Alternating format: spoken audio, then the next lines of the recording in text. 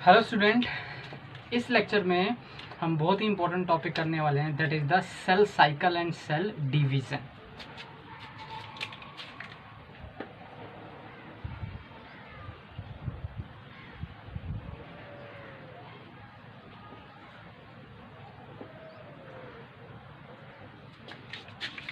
ठीक है, तो हमें पता है कि ऑल लिविंग ऑर्गेनिज्म, तो जो लिविंग ऑर्गेनिज्म है वो क्या करते हैं, वो एक सेल से अपनी लाइफ स्टार्ट करते हैं।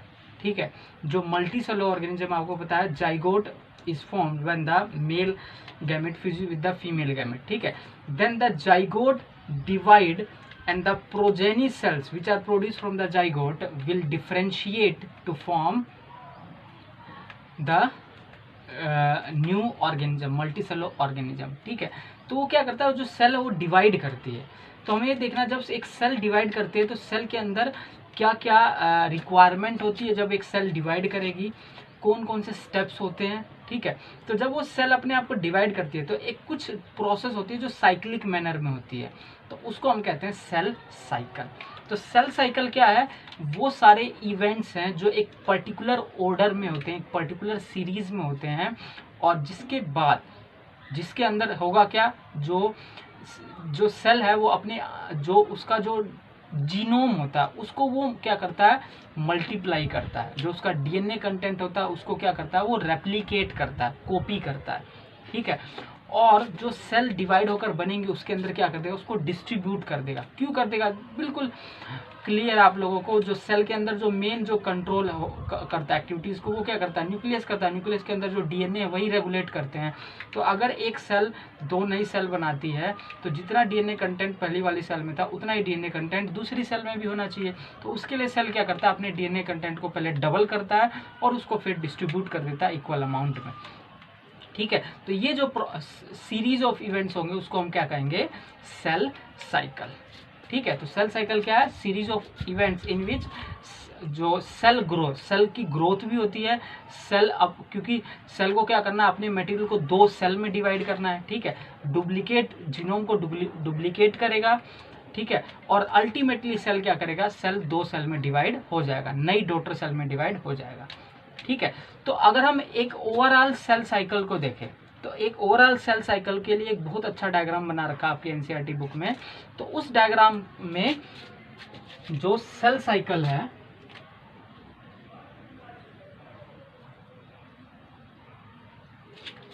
सेल साइकिल में जो जितने भी इवेंट्स होते हैं उन सारे इवेंट्स को दो मेन फेज में डिवाइड किया हुआ है। ठीक है, वो फेज कौन से हैं,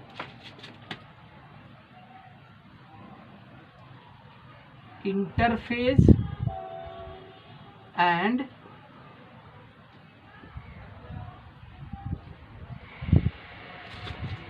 एम फेज।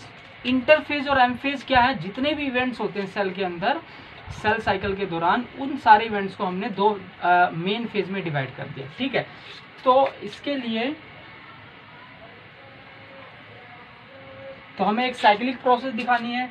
तो जितने भी जो फेज हो रहे हैं, ठीक है, जितने भी अलग अलग स्टेप्स हो रहे हैं, तो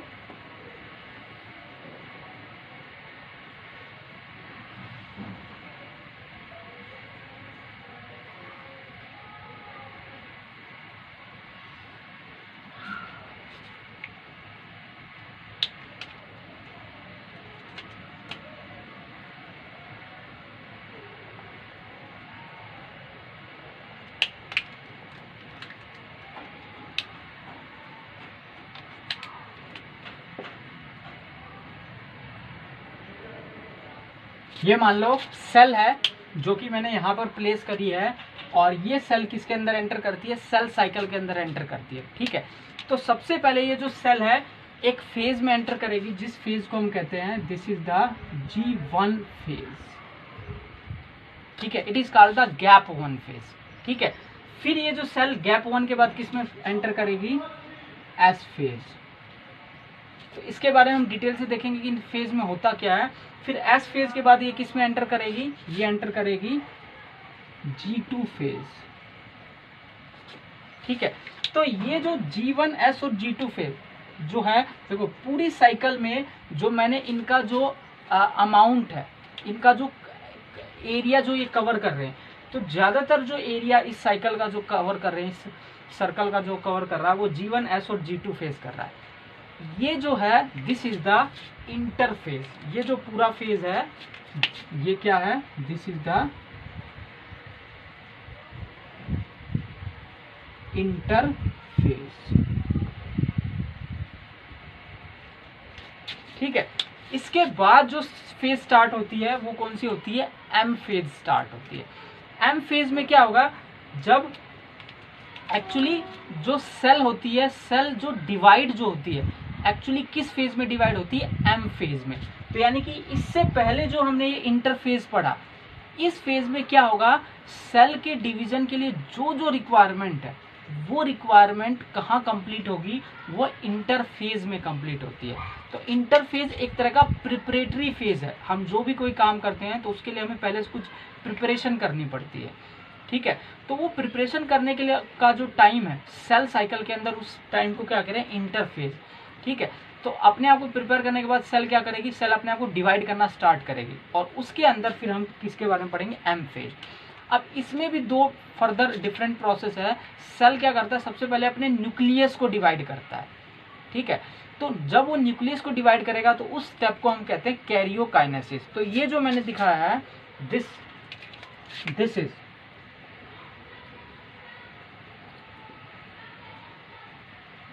यहाँ का क्या होगा, कैरियोकाइनेसिस होगा, न्यूक्लियस का डिवीजन होगा। ठीक है, जब न्यूक्लियस डिवाइड हो जाता है तो सेल क्या करता है, सेल के अंदर जो साइटोप्लाज्म है उसको डिवाइड करके जो सेल है वो किस में कन्वर्ट हो जाती है, एक जो पेरेंट सेल है वो क्या बना देगी, दो नई डॉटर सेल बना देगी। तो जो नेक्स्ट दिखा रखा है दैट इज द साइटोकाइनेसिस।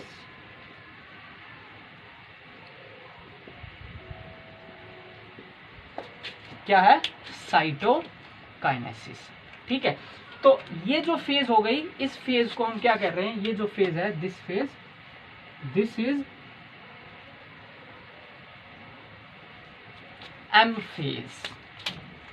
ठीक है, अब जब एक सेल, तो यानी कि मैं क्या करता हूं यहां पर,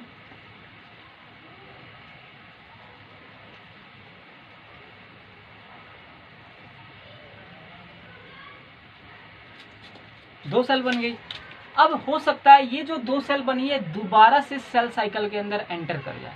ठीक है, फिर दोबारा से अंदर यही जो नई सेल्स है उनके अंदर G1 फेज आएगा, फिर S फेज आएगा, फिर G2 फेज आएगा, फिर कैरियोकाइनेसिस, फिर मतलब ये साइकिल क्या करती रहेगी, चलती रहेगी।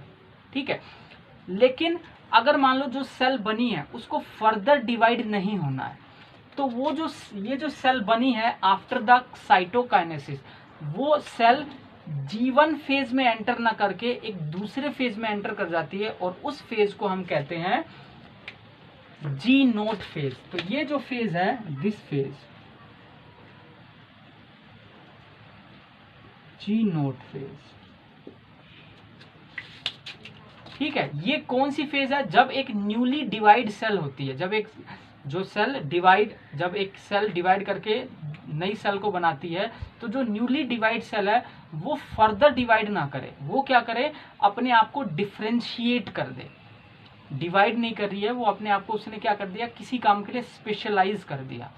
तो वो जो सेल है किस फेज में एंटर कर जाती है, वो एंटर कर जाती है G0 फेज में एंटर कर जाती है। ठीक है, तो अगर सेल को डिवाइड करना है तो सेल को किस में एंटर करना पड़ेगा, G1 फेज में। तो G1 फेज एक बार स्टार्ट हो गया तो वो S फेज में जाती है, G2 फेज में जाती है, कैरियोकाइनेसिस, साइटोकाइनेसिस। ये जनरल एक प्रोसीजर है।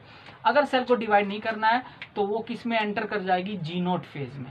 तो यानी कि जो हमारी बॉडी के अंदर जो ऐसी सेल्स हैं जो डिवाइड नहीं करती हैं, और ज़्यादातर ऐसी सेल्स हैं जो डिवाइड नहीं करती है, जो डिफ्रेंशिएटेड फॉर्म में है, चाहे मसल सेल्स है, चाहे लीवर है सेल्स है, ब्रेन सेल्स है, हार्ट सेल्स है, जो भी सेल्स हैं वो क्या है, डिवाइड नहीं कर रही हैं।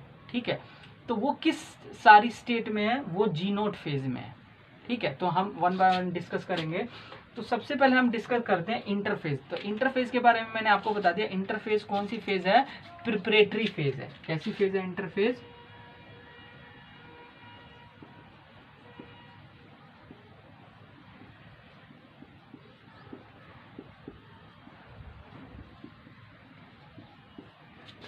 प्रिपरेटरी फेज है, ठीक है।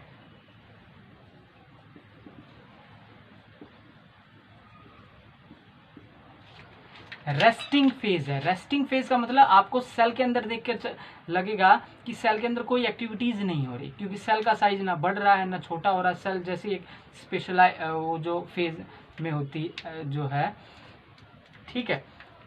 जो रेस्टिंग फेज का मतलब ये हुआ कि जो सेल है वो सेल के अंदर एक्टिविटीज तो हो रही हैं, सेल का साइज भी क्या होता है, बढ़ता है सेल का साइज, लेकिन वो सेल डिवाइड नहीं होती है उस समय। सेल अपने आप को उस समय क्या करती है, प्रिपेयर करती है डिवाइड करने के लिए, ठीक है। तो ये बात ध्यान रखना। तो प्रिपरेटरी फेज है, और पूरे सेल साइकिल में लगभग 95% एक जो सेल है 95% तक इंटरफेज, पूरा जो ड्यूरेशन होता है सेल साइकिल का, उसमें 95% तक ये अपना कंट्रीब्यूशन दे सकती है, ठीक है। तो हो सकता है जो 24 घंटे की जो अगर साइकिल है, तो 23 जो घंटे हैं, 22 या 23 घंटे हैं, वो इंटरफेज में लगे। लास्ट के जो 1, 1.5 या 2 घंटे हैं, वो उसमें क्या होगा, एम फेज होगा, वो सेल तुरंत डिवाइड हो जाएगी, ठीक है। तो ये प्रिपरेटरी फेज है, और इसमें फर्दर हमने कितनी फेज देखी, 3 फेज देखी, G1, S और G2 फेज। तो इन फेज की बात कर लेते हैं। G1 phase actually gap 1, gap 1 का मतलब क्या हुआ, G1 फेज के बाद आता है S फेज। इस S फेज को मैं बता दूं, फिर मैं बताऊंगा कि गैप 1 का क्या रोल होता है। S फेज में क्या होता है, डीएनए डुप्लीकेट, डीएनए का रेप्लिकेशन होता है। क्या होता है इसके अंदर, डीएनए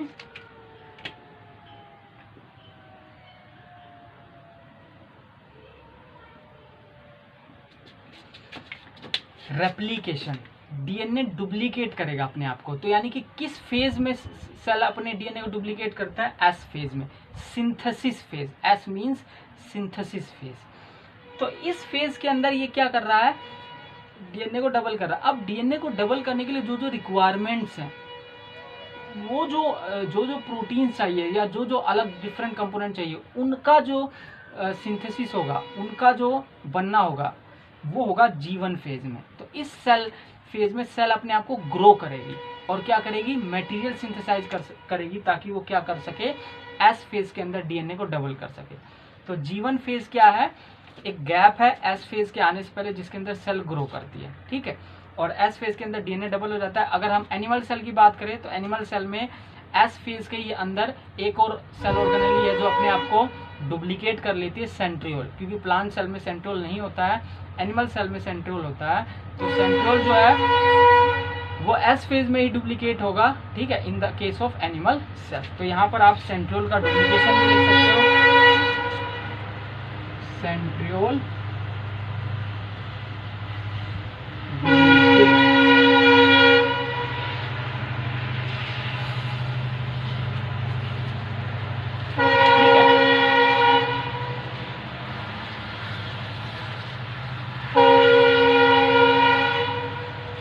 तो ये होगा एस फेज में।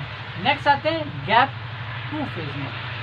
अब गैप 2 फेज में जो है क्या होगा, गैप 2 फेज के बाद क्या आने वाला है, एम फेज, जिसके अंदर एक्चुअल सेल डिवीजन होता है। अब उसके लिए जो थोड़ी बहुत और प्रिपरेशन जो करनी होती है, वो गैप 2 में हो जाती है। तो इसके अंदर भी सेल क्या करेगा, नए नए मटेरियल सिंथेसाइज करेगा, नए नए मटेरियल सिंथेसाइज करेगा, तो सेल की क्या होगी, ग्रोथ होगी। तो इसके अंदर भी सेल क्या करता है, ग्रो करता है। तो सेल का जो साइज बढ़ेगा वो किसके अंदर बढ़ेगा, G1 फेज में और G2 फेज में।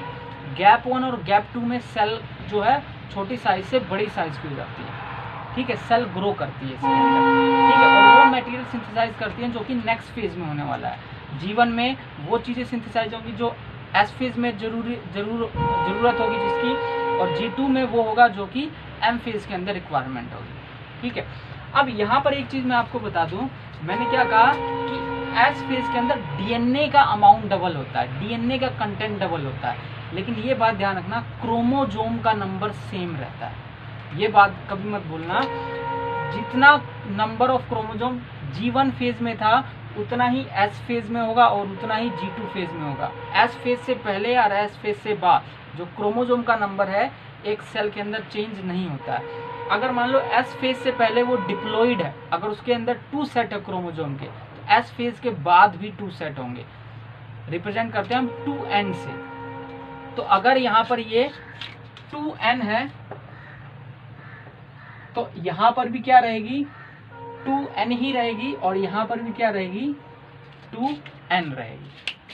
ठीक है, अगर ये n है इससे पहले, s फेज से पहले, तो s फेज में भी n रहेगी और G2 फेज में भी n रहेगी, मतलब number of chromosome will be the same, लेकिन डीएनए का जो अमाउंट है वो डबल हो जाएगा। अगर मान लो डीएनए का अमाउंट क्या है, डीएनए का अमाउंट यहाँ पर है 2C, या C है या 2C है, जो भी आपकी मर्जी है, तो जितना G1 फेज में होगा S फेज में उसका डबल हो जाता है। यहाँ पर कितना हो जाएगा, यहाँ पर हो जाएगा 4C, और G2 फेज में भी क्या रहेगा, 4C। मतलब कहने की बात ये है, overall the amount of DNA double in the S phase, but the number of chromosome will remain same in the G1 S और G2 फेज। ठीक है, ये इंपॉर्टेंट पॉइंट है आपके लिए, बहुत इंपॉर्टेंट। ठीक है, तो ये मैंने आपको बता दिया कि इंटरफेज में क्या प्रोसेस होता है। ओके, फिर नेक्स्ट आता है एम फेज। एम फेज में मैंने आपको दो प्रोसेस बताया। एम फेज को हमें डिटेल से पढ़ना है, लेकिन उसके अंदर जो दो इंपॉर्टेंट प्रोसेस है वो हम देख लेते हैं। कैरियोकाइनेसिस, इसमें मैंने आपको क्या बताया, जो न्यूक्लियस है वो डिवाइड करता है अपने आप को। अब हमें ये देखना है कि न्यूक्लियस कैसे डिवाइड करेगा, क्या क्या चीज़ें होंगी। उसके अंदर फर्दर हम 4 फेज देखेंगे, जब हम डिटेल में देखेंगे। जब न्यूक्लियस डिवाइड हो जाएगा तब क्या होगा, साइटोप्लाज्म डिवाइड होगा, साइटोकाइनेसिस होगी, और एक सेल किसमें डिवाइड हो जाएगी, 2 सेल में डिवाइड हो जाएगी। ठीक है, उसके बाद अगर सेल फिर से डिवाइड होना चाहती है तो वो किस में एंटर कर जाएगी, G1 फेज में एंटर कर जाएगी। लेकिन अगर सेल मान लो डिवाइड नहीं करती है, वो सेल डिफरेंशिएट होकर कोई एक स्पेशलाइज सेल बनाना चाहती है, तो वो क्या करेगी, वो एक ऐसे फेज में एंटर कर जाएगी जिसको हम कहेंगे G0 फेज। क्या कहेंगे, G0 फेज।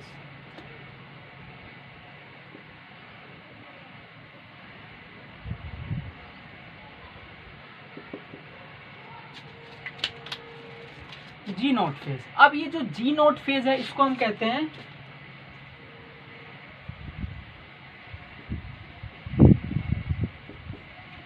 Quiescent phase.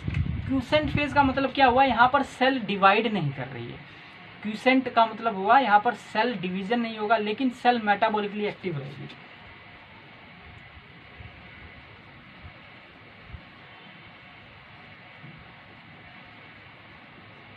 जो सेल है वो क्या है, मेटाबॉलिकली एक्टिव है, but cell is not dividing. अगर इस सेल को इंफॉर्मेशन मिला डिवाइड होने का, मान लो इंजरी हो गई, इंजरी के केस में क्या होता है, जो एक डिफरेंशिएटेड सेल होती है वो दोबारा से किसके अंदर एंटर कर जाती है, G1 फेज के एंटर कर जाती है। तब ये क्या करेगी, G0 फेज से किस में एंटर कर सकती है, G1 फेज में। मतलब ये जरूरी नहीं जो सेल G0 फेज में है तो वो परमानेंटली जो है G0 फेज में है, ऐसा जरूरी नहीं है। ठीक है, जो सेल्स G0 फेज में है they can enter into the G1 phase, but upon the when they receive the specific stimulus. ठीक है, इंजरी हो जाए या कोई सिग्नल मिले उन्हें, केमिकल सिग्नल, ठीक है, तब वो डिवाइड होती है। लेकिन कुछ सेल्स ऐसी हैं जो परमानेंटली G0 फेज में है। इसका एग्जांपल आप याद रखना, जो आपकी मसल सेल्स हैं, ठीक है, और जो नर्व सेल्स हैं। जो मसल सेल्स हैं, स्केलेटल जो मसल सेल्स होती हैं, और जो नर्व सेल्स जो होती है, न्यूरॉन जो होती हैं, वो परमानेंटली G0 फेज में होती है, वो दोबारा से डिवाइड नहीं कर सकती है। ये बात आप ध्यान रखना है। ठीक है, नर्व सेल और स्केलेटल मसल सेल्स दोनों परमानेंटली क्या होती है, G0 फेज में होती है, वो G1 फेज में एंटर नहीं कर सकती है। तो अब हमें नेक्स्ट जो है वो हमें देखना है एम फेज को डिटेल में देखना है, कैरियोकाइनेसिस और साइटोकाइनेसिस कैसे होती है।